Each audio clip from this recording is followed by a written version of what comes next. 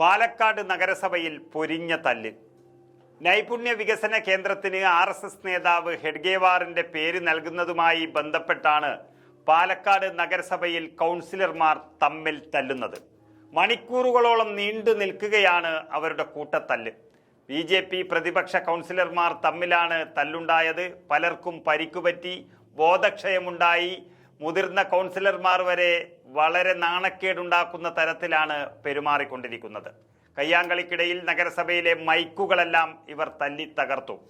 കൂട്ടത്തല്ലിനിടെ നഗരസഭാ ചെയർപേഴ്സണെ BJP അംഗങ്ങൾ പുറത്തെത്തിച്ച് മറ്റൊരു മുറിയിലേക്ക് മാറ്റുകയായിരുന്നു.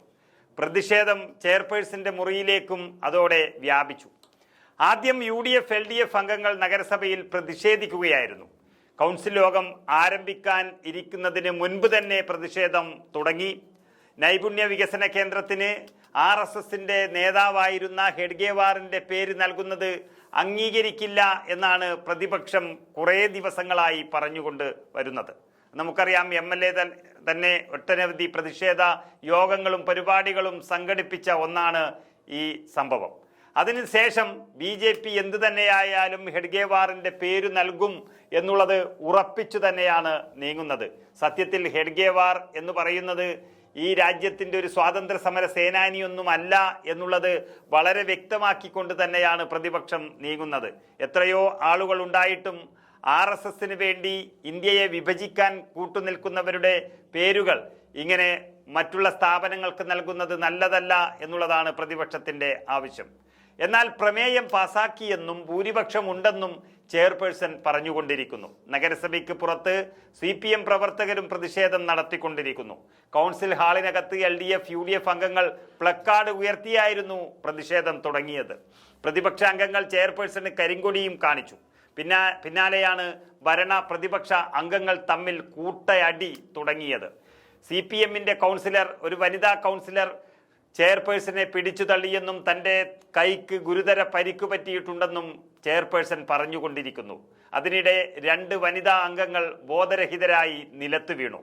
BJP ദേശീയ കൗൺസിൽ അംഗം ശിവരാമൻ പാലക്കാട് നഗരസഭയിലെ ഒരു കൗൺസിലർ കൂടിയാണ്. അദ്ദേഹമാണ് ഏറ്റവും മുതിർന്ന അംഗം.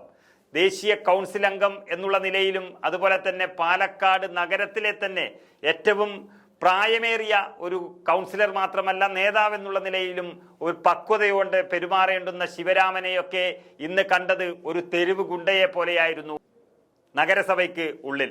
അത് തന്നെ അദ്ദേഹത്തിൻ്റെ പ്രസ്ഥാനത്തിൻ്റെയും അദ്ദേഹത്തിൻ്റെയും സംസ്കാരമാണ് അവിടെ വ്യക്തമായി കണ്ടത്. മറ്റ് അംഗങ്ങളെ പരസ്യമായി തല്ലാനും അതുപോലെ തന്നെ പുളിച്ച തെറി വിളിക്കാനും ഇത്രയധികം സാഹസപ്പെടുന്ന ഒരു കൗൺസിലറെ ഇതിനു മുമ്പ് കണ്ടിട്ടില്ല എന്ന് വേണമെങ്കിൽ പറയാം.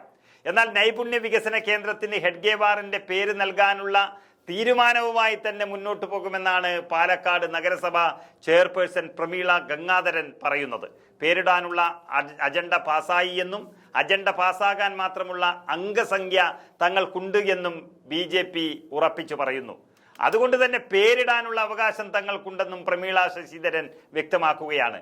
പക്ഷേ ഇതെല്ലാം BJPയുടെ വ്യാമോഹമാണെന്നും വിഡ്ഢിത്തമാണ് ഇവർ പറയുന്നതെന്നും പ്രതിപക്ഷം നിയമം ഉദ്ധരിച്ചുകൊണ്ട് പറയുന്നു. കാരണം പേര് കൊടുക്കുന്ന കാര്യങ്ങളെല്ലാം ഒരു സംസ്ഥാന സർക്കാരിന് വിട്ടുകൊടുക്കാൻ മാത്രമേ ഒരു നഗരസഭയ്ക്ക് കഴിയൂ എന്നും സംസ്ഥാന സർക്കാർ സമ്മതിച്ചില്ല എങ്കിൽ നഗരസഭയ്ക്കൊന്നും ചെയ്യാൻ കഴിയില്ലെന്നുമാണ് നിയമമെന്നും പ്രതിപക്ഷം വ്യക്തമാക്കുന്നു.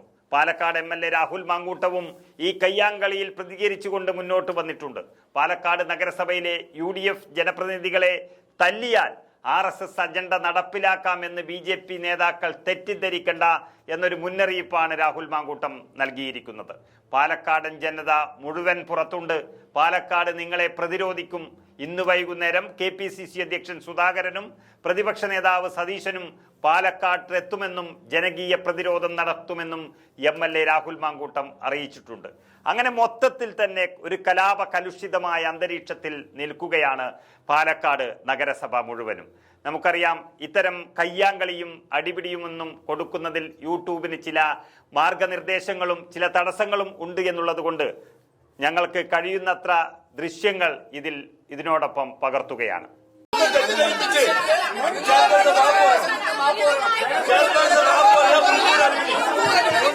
Gracias.